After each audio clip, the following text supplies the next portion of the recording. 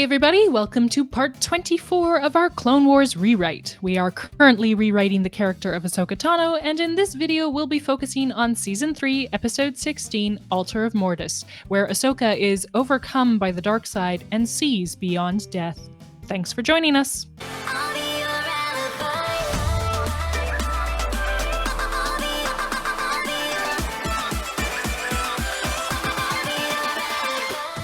Hey y'all, just a heads up, if you want to see the full version of this analysis, you can find it over on Patreon, link in the description. Emmy and I actually had a number of alternate ideas that did not get used in our final product, so if you want to hear what those are, feel free to sign up to become a patron. Your support would be immensely appreciated. Over there, we also discuss the merit of dramatic effect, and how this episode grossly undermines the prequels. We also discuss the positive aspects of Anakin's fight with Ahsoka, make some real-life comparisons, and much more. Altogether, it was almost half an hour of extra content, so again, if you're interested, feel free to sign up and become a patron. Now, without further ado, let's get into it. Okay, we are working on Season 3, Episode 16, Altar of Mortis. In the argument against Ahsoka, if I can find it, there it is, we said when Ahsoka is infected by the sun, all of what she says is true to form to the real Ahsoka that we have been pointing out. She openly shows her bad attitude toward Anakin and explicitly confirms her egotistical nature. While the infection from the sun can be credited with bringing these traits to the surface, it cannot be blamed for them. Everything that comes out of Ahsoka's mouth is just overflowing from her own dark insides. Some Ahsoka fans claim that the daughter giving her ebbing life force to Ahsoka means that Ahsoka is somehow protected from the dark side, or that she is ultra light side, and therefore better than all the other Jedi. This is complete bunk. First, all the daughter gives Ahsoka is her life force, not her light essence. Second, before the transfer, the father says that Ahsoka will be consumed by the dark side if nothing is done. This means that even if the light essence was transferred to, all it would do is balance the darkness, not overwhelm it, leaving Ahsoka exactly the same as she was before, which is what we see from her behavior throughout the rest of the series. He who surrenders hope surrenders life. Are they saying that Ahsoka but it says he. They don't even go with the gender neutral one who surrenders hope surrenders life. It's very specifically he. Maybe they're referring to... I'm thinking maybe the sun, but that doesn't make much sense to me. Yeah. Okay.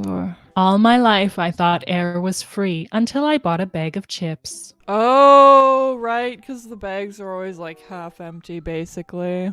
Yeah. So there we go. Were you having a nightmare? I hate that line because it's more infantilizing. And it's her tone of voice too, right? Like, I can't see one mature person to another mature person being like, were you having a nightmare? Like, the tone of her voice is talking to a child.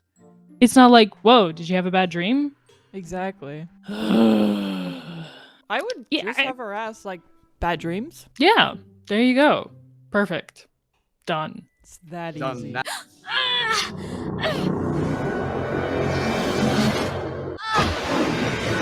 Ahsoka! What's going on? The sun took Ahsoka.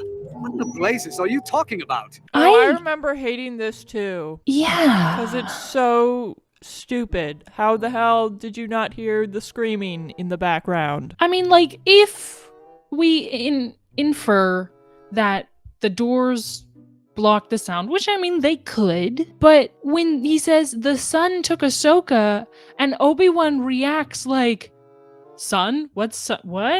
What do you mean? That's like, what? Instead of being like, what? How did he get in here? Or something like that. The first several times I watched this episode, I was like, is this supposed to all be a dream? Like, did Anakin just imagine that? Because Obi-Wan is acting like he has no idea what Anakin is referring to. Yeah. I would probably change his line to be like, yeah, what? How did he get in here? Interesting how this arc kind of makes Ahsoka a damsel in distress. Because, like, in the last episode, she was helpless. And then in this episode, she's helpless again. It's very unusual treatment Look out! for Ahsoka. Yeah. I never noticed that before. And that bit right there where Anakin is just suddenly like, I'ma crash into that thing. Like, what is that? This whole sequence just makes Anakin and Obi-Wan look dumb. And then Ahsoka's being the damsel in distress. It's not good across the board. Everyone praises these episodes as like, oh, they were like groundbreaking. No, it's just more of the same inconsistent treatment of characters and just weird world building problems. And Any conflict here could have dramatic repercussions for the universe at large. this is what we were saying when we were talking to Theo. How does all of them dying here, like all the force beings, how does them dying here not affect more? Like, or have the Jedi wondering if it affected more? Like, because Obi-Wan has that concern. And then apparently, I guess he shared that with the rest of the council, and they're like, nah, I'm sure we're fine. We're good. It's fine. Right. You cannot keep me here! You hear me? Save your energy. You have been left to die. That I will escape. Impossible. I have been here for more years than I care to remember. I am a Jedi. We don't give up easily. Jedi? But so young. Where is your master? He will come for me. Ugh. And if he does not? He will. This What whole makes scene you is so weird. sure? Thank you. You are alone now.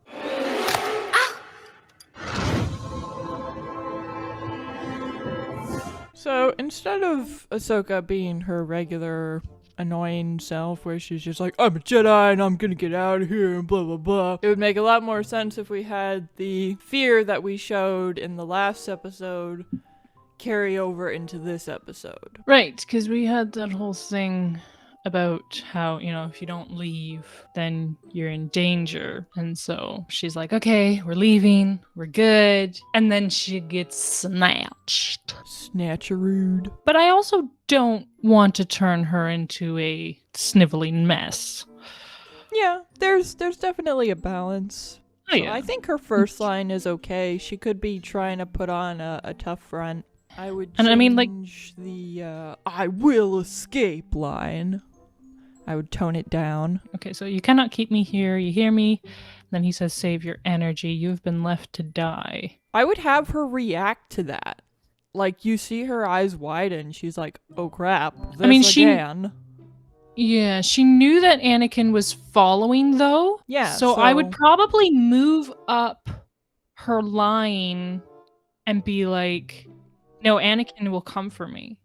Yeah. But does that make her more of a damsel in distress again? Right? Like, oh, but this man will come and save me. I think it's okay. Because maybe if we just change it, because he says you have been left to die, right? And so what I'm kind of going for here is her being like, no, Anakin didn't leave without me. He was chasing. Mm-hmm. Maybe if she says no, Anakin is coming, or something like that. And then we could skip his line, oh, impossible. So he just chuckles and then says his line of, I've been here for more years than I can remember.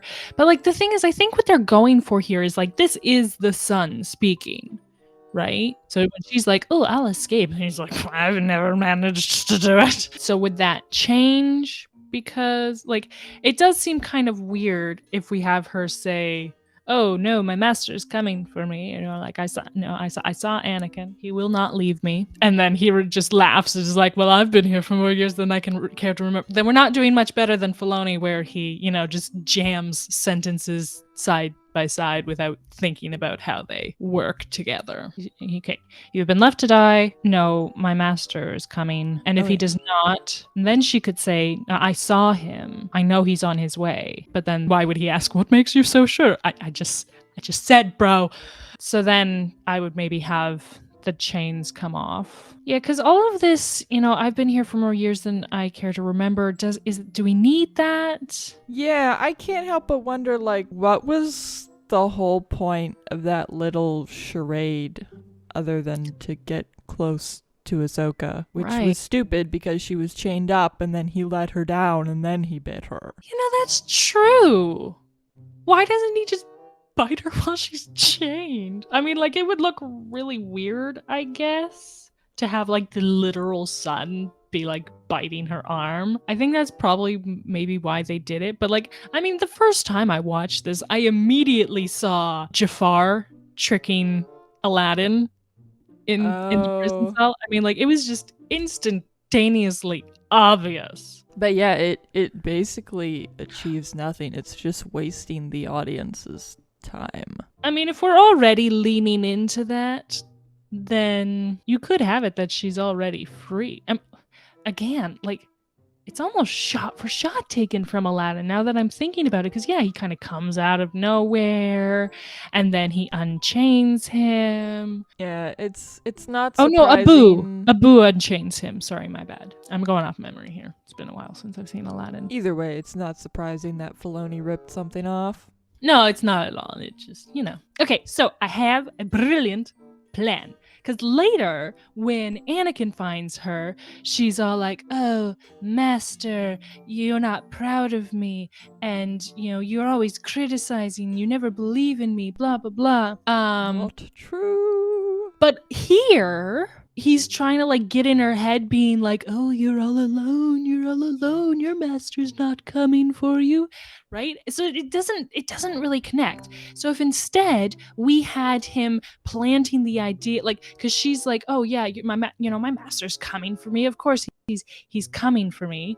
And then he's like, yeah, because he always thinks that he has to save you, and or something like that. Because he has this line about, oh, you're such a young person, like, and you're a Jedi, right? Like, so if we kind of flip things around so that he's kind of emphasizing these things like, you're young, he doesn't think you're capable enough yet, and so he's always having to come save you, right? So what she thinks is kind of a good thing, now he's twisting on her, getting in her head, being like, is it such a good thing, or is it just evidence that he doesn't really, like, trust you?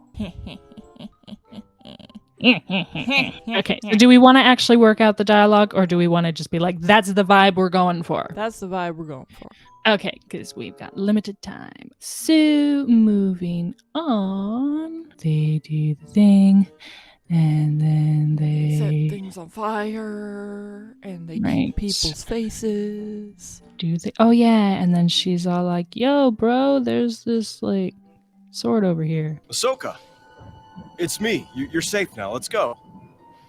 Are you proud of me, Master? What? Of course, Snips. Of course I'm proud of you. Now let's get out of here. He's right.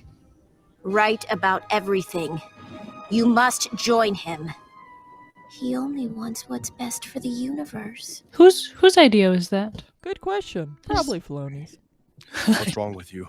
Always with the criticism, Master. Never really believing in me, trusting me. Well, I don't need you anymore. Ahsoka, listen to me. He has done something to you. Snap out of it. This isn't you, Ahsoka. Isn't it? I feel more like myself than I ever have. He asked me to give you a message. He said, if you don't join him, he will kill me. I won't let him.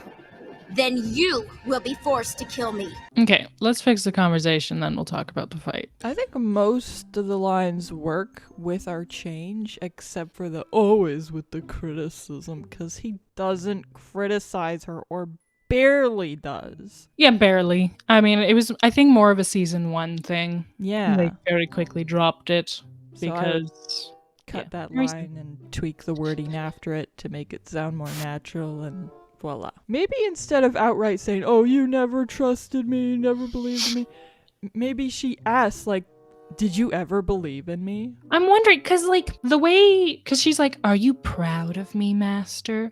And then he's like, what? Like, yeah, of course.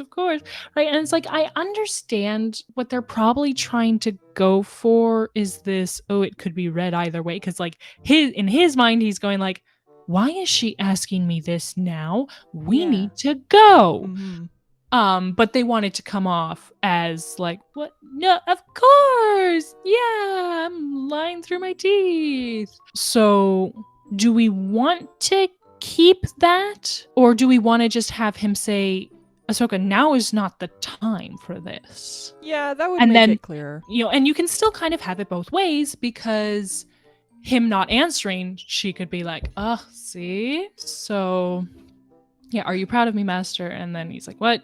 Ahsoka, now is not the time for this. Or, Ahsoka, we can talk about that when we get out of here. Do we want to keep he's right about everything, you must join him, he only wants what's best for the universe? It's weird, but I don't know if we should cut it because, again, it's one of those things like, what the heck was Filoni going for?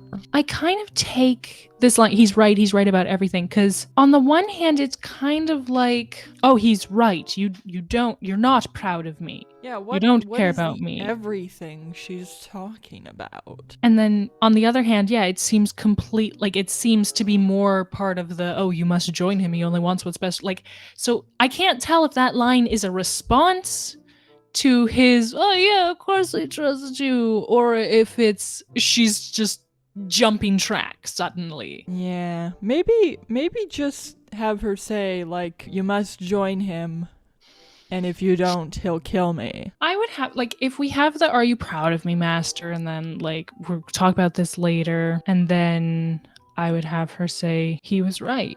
And then Anakin's like, what? And she's like, you've never really believed in me, trusted me, have you? And he's like, Ahsoka, this isn't you, like, because that's, we have that, like, then she turns around and he can see her face, right? See her eyes, everything like that. And then he's like, he's done something to you, snap out of it, this isn't you, Ahsoka. And then I would probably cut the line, I feel more like myself than I ever have.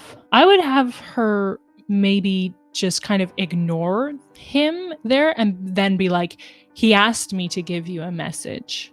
He said, if you don't join him, he will kill me. And then scratch her creepy laugh and everything like that. And then Anakin's like, well, I won't let him. Yeah, this doesn't make any sense, because she's like, oh, if you don't join him, he will kill me. And then he's like, well, I won't let him. Then you will be forced to kill me. What? Oh, yeah. No, that doesn't make sense. Oh my goodness. Oh, this reminds me of Dooku's attempt at blackmail. It's so great. It's so great. How about, he said, if you don't join him, I will die. So Anakin responds, no, I won't let that happen. And then she pulls out her sabers and she's like, if you don't join him, then I will have to kill you. And he's like, I can't let that happen either. All right, so then they start to fight.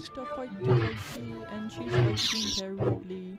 Yeah, I don't get why the sun would turn her dark side and then all of a sudden her fighting style would completely change. Just why? Yeah. So keep her fighting style the same. And obviously Anakin's holding back because he doesn't want to actually hurt her. Sorry, I just want to see. Keep me here. Not alone, she isn't. Are you referring to your friend, the Chosen One? You might want to check up on him. He's a little preoccupied right now. Okay. And then, I don't want to fight you, Ahsoka.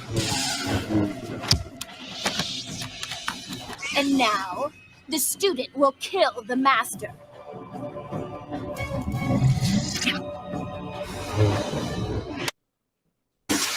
Getting ahead of yourself, aren't you, Snips? Don't call me that! I think we took out the stupid nicknames, if I recall correctly. Yeah, I mean, we'll cut that whole thing because we didn't have the stupid nicknames. But I mean, I don't have a problem with the I don't want to fight you, Ahsoka. I would cut the and now the student will kill the master.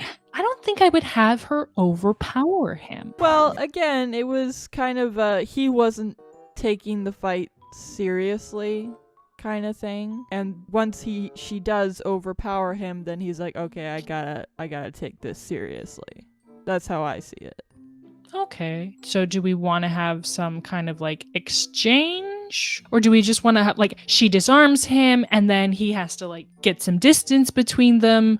And we kind of put this look on his face that's kind of like, I gotta, take this more seriously. 2 Jedi. Finally, a challenge. Yeah, I'd get rid of that, because we had it that back in Storm over Ryloth and the opening episodes of Season 2, she learned mature confidence, so her arrogance is gone. Do we want it that the dark side is bringing these things out more, or Well, it's kind of the whole idea of it's amplifying already existing flaws. If she's kind of got it under control, that wouldn't be one of the traits that it picks, kind of thing. Yeah.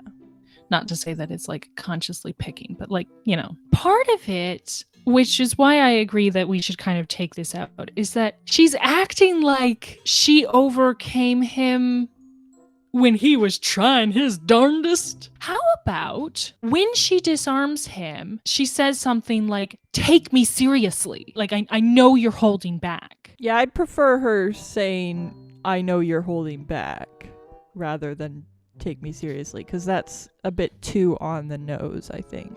Would we have her be nervous when Obi-Wan shows up? Or would she kind of be confident because she's like, well, I know they're not trying to kill me, or they're trying not to kill me.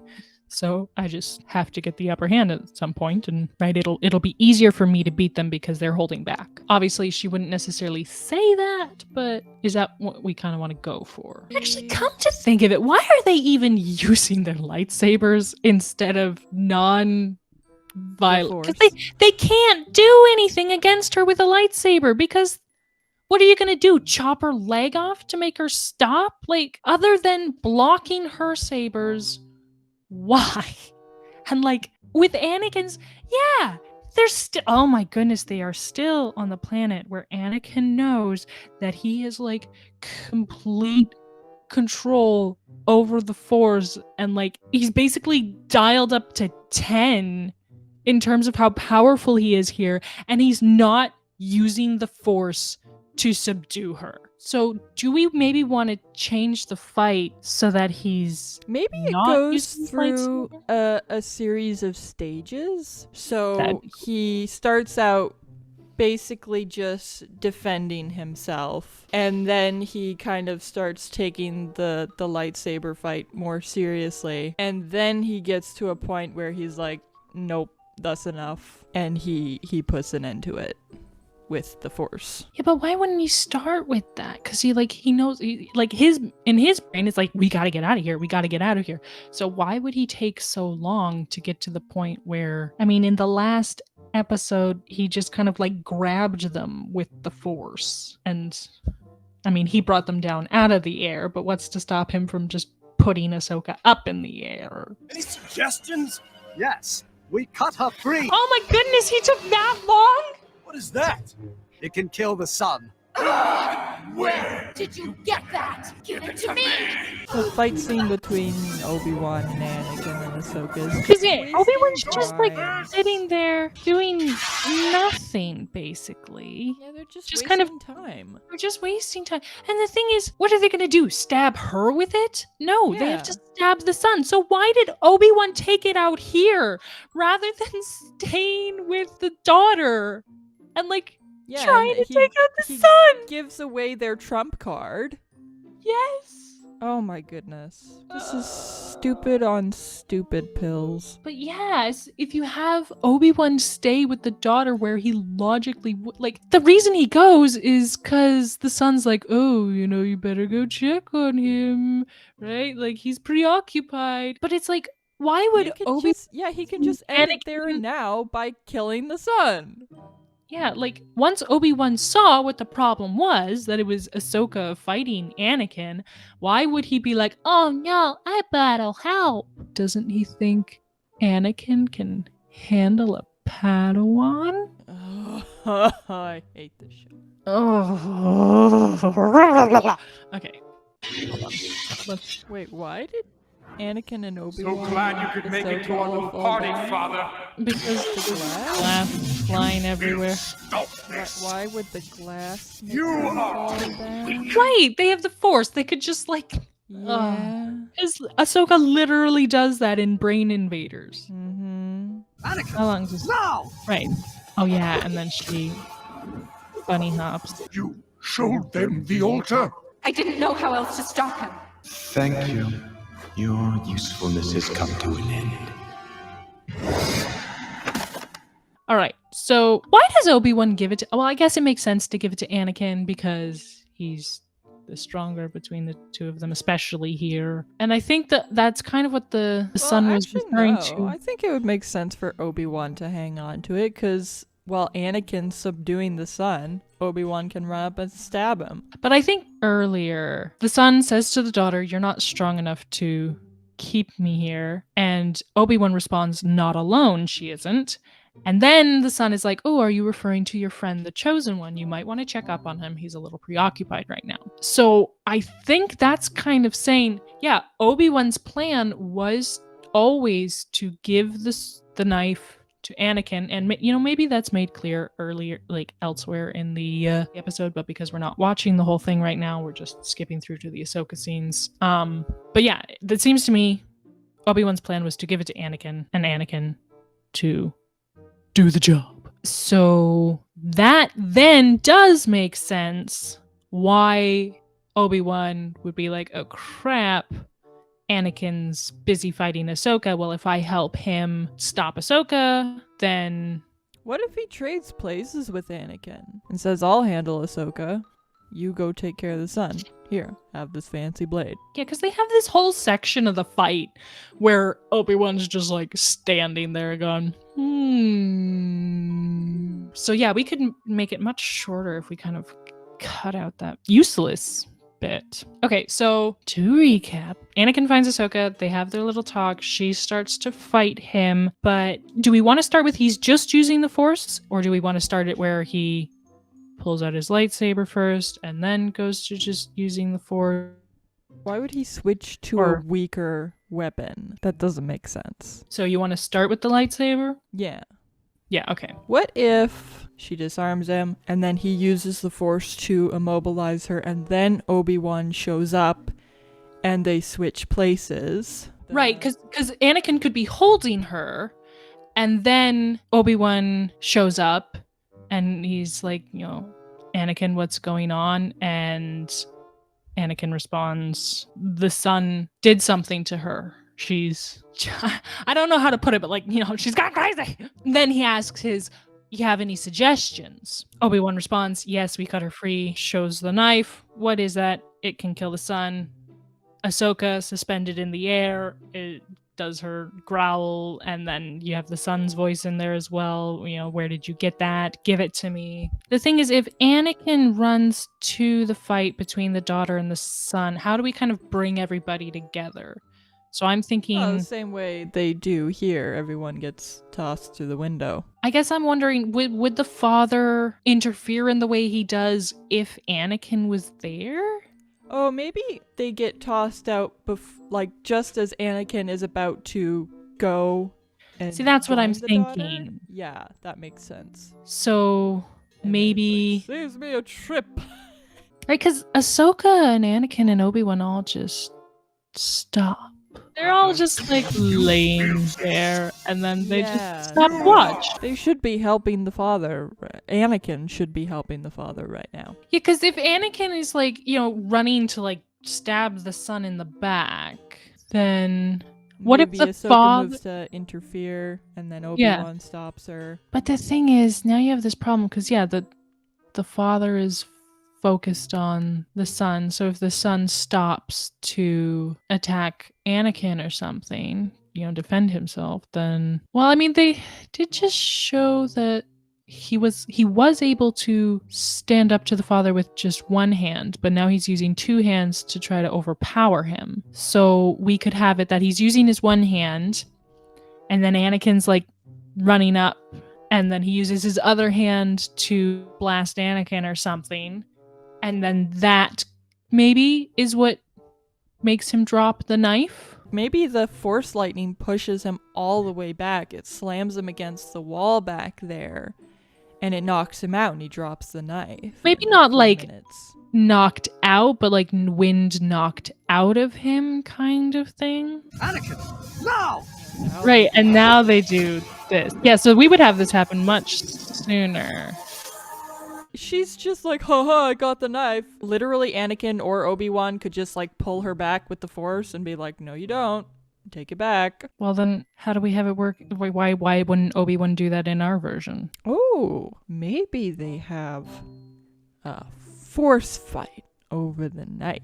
So Obi-Wan tries to pull it with the force, but Ahsoka's like hanging on for dear life. And then, yeah, Anakin's out of commission temporarily. The daughter. What is going on with the daughter here? The son was not that badly affected from being thrown out the window.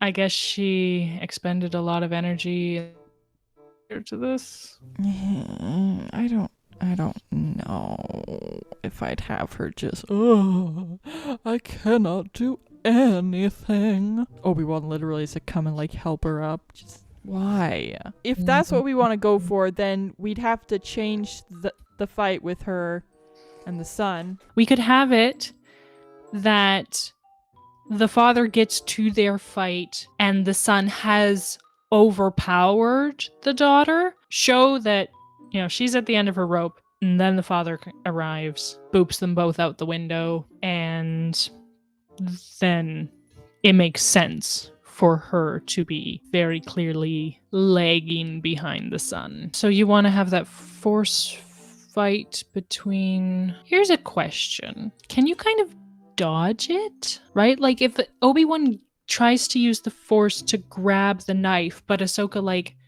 dodges around. Yeah, that could work. I just think it's more action-y rather than just standing there. Well, it wouldn't be just standing there. You'd have some dynamic shots to keep it interesting. Either which way. They're having their force fight. And then Anakin's down for the count. So is the daughter. So the son overpowers the father. Ahsoka hops over to him. And then we've kind of reached this scene here, right? So now Anakin's back up. But again, it raises the question, why doesn't one or both of them just pull her back with the force? So maybe as Ahsoka hands the blade over, then Anakin force pulls her back, but he's not fast enough, and the son gets the blade. But then you have Ahsoka. I mean, are we cutting the part where she dies? I was thinking, like, it doesn't necessarily have to be that he has to touch her for her to die. Why not he just say to her, your usefulness is at an end, die. And she dies. Yeah, I guess. Because they don't really explain how it works with him just booping her forehead. If anything, it would make it more dramatic because she'd be dying in Anakin's arms. Ew, you're just so kind to your character. I know. I love to torture characters. Yeah, okay, no, that's good. Good. Because, yeah, my problem was I was, like, fixated on this. No, she has to be beside him so he can boop her. But you have a point, yeah. So, yeah, you could have it that Anakin gets his wits about him as Ahsoka reaches the sun. So then he, goes to force grab her and pull her away, but she kind of tosses the knife to the sun. Yeah. As she's getting pulled away. Everything has transpired exactly as I planned. I would cut out that line for the sake of... Well, because they have this whole exchange here, too, right? Because then the father's like, oh, you showed them the altar. And she's like, I'm sorry, Father. I didn't know what else to do. Like, so I would maybe have that exchange between the father and the daughter happen earlier. Like I would have it that the father, because there is this moment where he kind of lectures the son, I think. So he could see it here, kind of thing. Maybe even while they're doing that red lightning buzzy thing between them, he could see, Obi-Wan, or I guess Anakin has it at that point, and he could be like, why? And she's like, I'm sorry.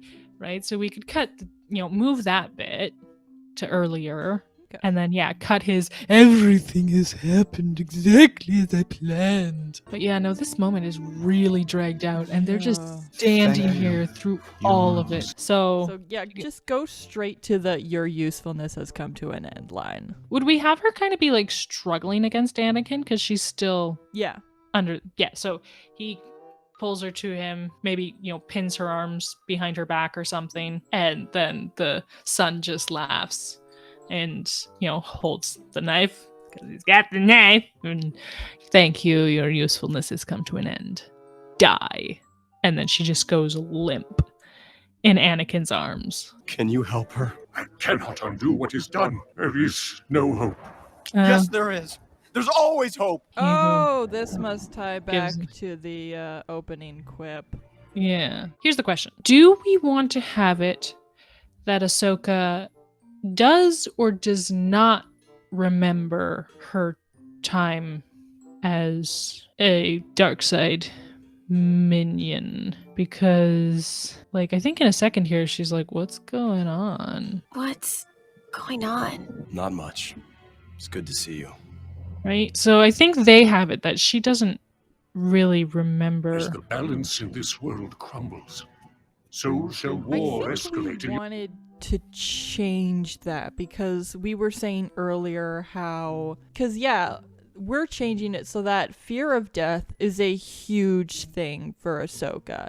And to just pass up this opportunity where she actually dies, but she just forgets, so she's A-okay about it, that would be stupid to pass up an opportunity like that. So what if Ahsoka kind of has an out-of-body experience where she's transported to the world between worlds, which has been retconned to be a sort of purgatory now, right. And she looks through one of the doorways and she sees herself dead. Oh,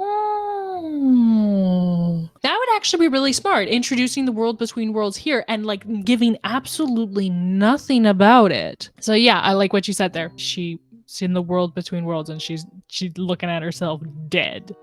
And they have it that she can hear things from time, right? So then maybe she doesn't leave the door she's standing by. She doesn't go explore because she's terrified, but she's hearing the sounds of things that she's experienced, like war, which is hell. So she's hearing people screaming, and she's hearing voices calling her name, and the sound is it's scary. Everything she's hearing, she doesn't know where she is, and she can see herself dead, and she's like, WTF.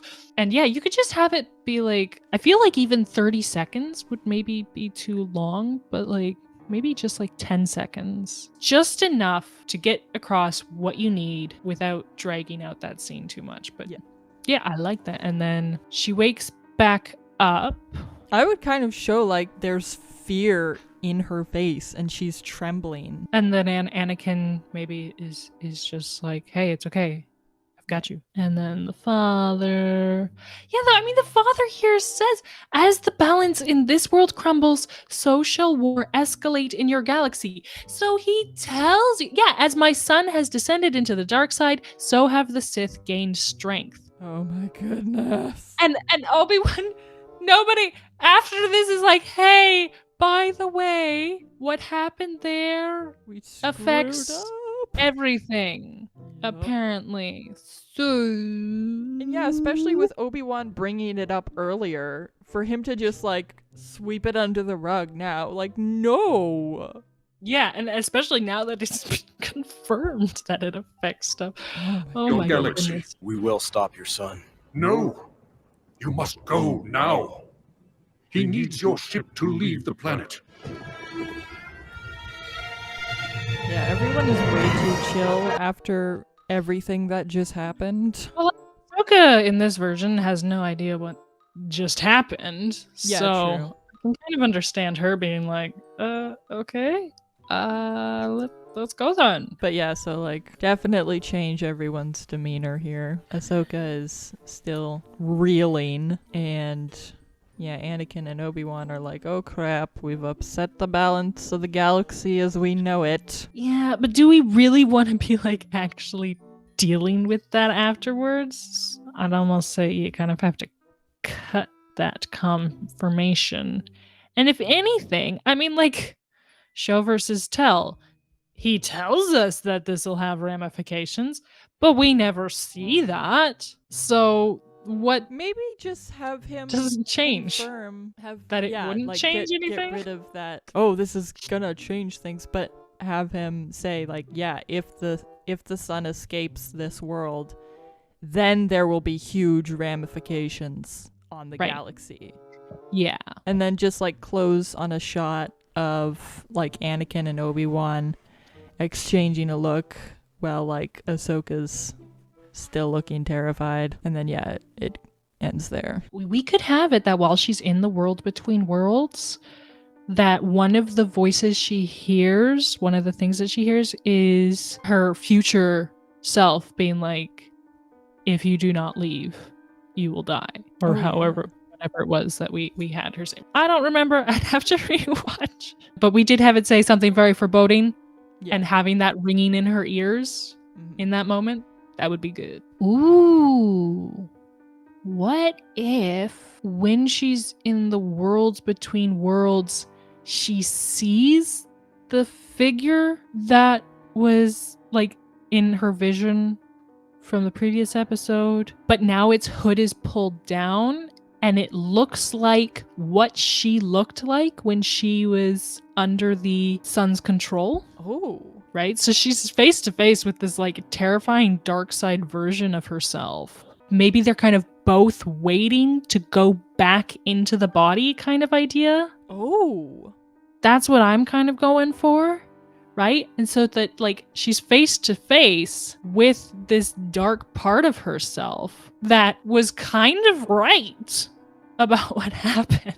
I would definitely kind of leave it open-ended where like she's looking through the door and then she looks beside her and the dark side self is looking as well, like with that same kind of look of like expectancy, like we're both going back at like, and then kind of turns to her and gives her this look that's like, yeah, I'm going back in there with you. Would it make sense then to have it be her future self?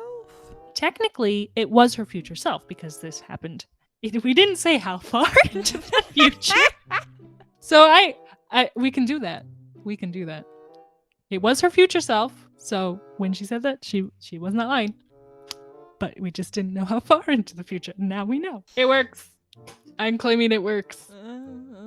Because I mean, like, it's not just her future self, but like her future potential, right? The potential for her future, right? And so what I'm kind of saying here is like, with that inside her as well, right? It still is there as her potential future, right? If she gives into that version of herself. Now I remember where I was going with this, because I was going to have it that maybe she doesn't quite remember when she was under the sun's control, but the dark side self does, maybe? And so if you wanted to have an exchange while they're in the world between worlds together, Ahsoka could be like, what happened? And then the dark side self could answer, and maybe that's when she kind of notices that it's there, like maybe it's behind her or something, right? Like there's a dozen different ways you could do it. Oh, that makes me think, because in the last episode we kind of had that bit of dialogue where her future dark side self suggested that she